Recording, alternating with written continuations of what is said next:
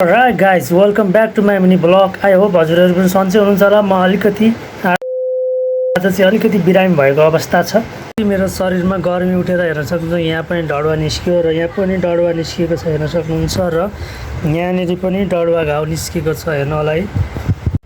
अरू आजको दिनहरूको र आजको दिन कस्तो छ त भन्दाखेरि आजको दिन एकदमै गर्मी छ र गर्मी उठेर गर्मीले डडुवा घाउ पनि निस्किरहेको छ। शरीरभरि सबै तलदेखि माथिसम्म सबै डडुवा घाउहरू निस्किरहेको छ। धानको रोपाइहरू पनि सकिसकेको छ, धान रोपेर सकिसकेको छ। लगभग कुनै कुनै ठाउँमा मात्रै अलिअलि बाँकी छ भने अब हाम्रो चाहिँ सब फाइनली सकिसकेको छ। कुरा गरौँ आजको गेमको र अब आउने फाइनल गेमको कुरा गरौँ र स्पेनले फाइनल्ली फ्रान्सलाई पनि हराइसकेको छ। इङ्ल्यान्ड र अर्जेन्टिना भिड्दैछ। इङ्ल्यान्ड र अर्जेन्टिना पछि स्पेन र कुनको पर्ला त अब त्यसको प्रोटेक्सन बाँकी नै छ, त्यसको कुराकानीहरू बाँकी नै। अर्जेन्टिनाले हार्ला या इङ्ल्यान्डले हार्ला या स्पेनले हार्ला, कसले फाइनल उठाउला त फाइनल ट्रफी। यस भ्लगमा यति नै छ आजको गेमको बारेमा र बाँकी भिडियोहरू एड गर्दै जानेछु है त।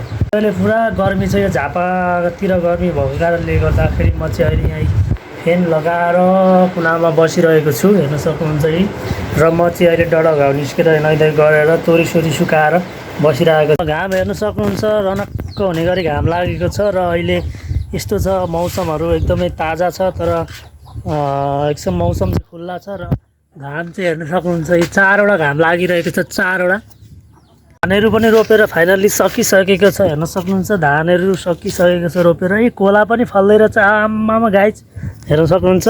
र यो खोर्सानीको बोट हेर्नु त, यी पहिला मान्छेले बाबुबाजेहरूले भन्थे नि कुनै दिन आउँछ खोर्सानीको बोटमा पनि झटाएर हान्नुपर्ने दिन आउँछ भने जस्तो यहाँ हेर्नु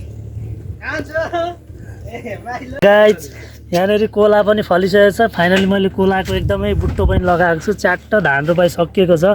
घाम आजको 4वटा लागेको छ हेर्न सक्नुहुन्छ आकाशतिर। ल म चाहिँ आजको भ्लगको सुरुवात चाहिँ मैले रुमबाट सुरु गरेको छु र आज अब हामीले फाइनल्ली के गर्नुपर्ने हुन्छ त यो घाममा भन्दाखेरि अरू पनि छ, टर्ने कोलाहरू पनि फल्दैछ है। यहाँनिर हेर्न सक्नुहुन्छ कोलाहरू पनि फल्दैछ। यो गोठ बनाउनु पर्ने छ यार गाइस, हेर्नु पैसा नभएर तनाव छ।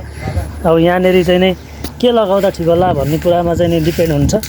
अरू पनि फल्दैछ, ट्याक्कसँगले कोलाहरू पनि पसाइराखेको अवस्था छ। अब यसलाई बजारमा लगेर च्याट्टसँगले बेच्नुपर्ने हुन्छ र यहाँ खोर्सानीहरू पनि छ हेर्न सक्नुहुन्छ। र मैले चाहिँ फाइनली कुखुराहरू पनि अलिअलि पालेको छ। यो गोठ बनाउनु पर्ने छ गाइज है। यो गोठ चाहिँ 5 वर्ष जति होला, यत्तिकै जिरो अवस्थामा चाहिँ यसलाई चाहिँ बनाउनु पर्ने छ, तर पैसा छैन गाइज हेर्नु होला टिन किन्नलाई, यसो खाँपो खुट्टी लाउनलाई है त। ल यस्तै छ गाइज हेर्न सक्नुहुन्छ। आज घाम तीव्र रूपमा बढिरहेको छ र यता फ्यान पनि चलिरहेको छ कोठाभित्र न पारेर गर्दै थिएँ मैले। अब यो घाम हेर्न सक्नुहुन्छ, यस्तो दामी घाम लागेको छ कि।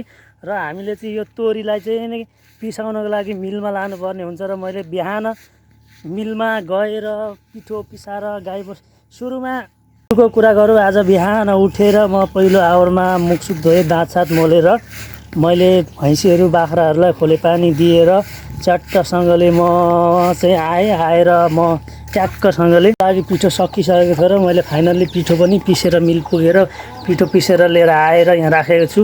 र मैले यो तोरी धोइसके पछाडि हेर्न सक्नुहुन्छ, तोरी धोइसके पछाडि मैले चट्टसँगले खाजा खाएँ अलिकति र खाजा खाएर नुहाए पछाडि मैले चट्ट रुममा बसेर भ्लग बनाउन रेडी गरिरहेको अवस्था छ हेर्नु सक्नुहुन्छ। 55 करोडमा किनेर ल्याएको अम्बक पनि फल्दैछ, तर पाक्ने बेला हुँदैछ र यो 55 करोडको अम्बक पनि यस्तो दाना लागिरहेछ र अलि नपाकिकन सकिसकेको छ हेर्न सक्नुहुनेछ। 55 करोडको यो अम्बकमा हेर्नु त कमिला कति छ, बाफ्रे कमिला छ हेर्न सक्नुहुन्छ। यस्तो अब यसलाई मैले खाने गर्छु है। आज खान्छु म है, पाकेको सकट मेरो भयो है त। सबैजनालाई धन्यवाद, सबैजनालाई सम्झना छ। दिनचर्याहरू यसरी बित्दैछ गाइज हेर्न सक्नुहुन्छ। केही गरी खान सकिएको छैन अहिलेसम्म, बुढो भइसक्यो र केही गरी खाउँ भन्ने सोचमा चाहिँ केही गर्न सकिरहेको छैन। काम नपाएको हो कि काम नसिकेको हो कि र समयले ठगेको केही पत्तो छैन। Guys okay, thank you so much for watching my videos. Everyone please support me and like comment and subscribe गरेर सर भिडियोलाई चाहिँ माथि कुदाइदिनु पऱ्यो। Thank you so much for everyone. Okay, see you soon, bye bye, see you there.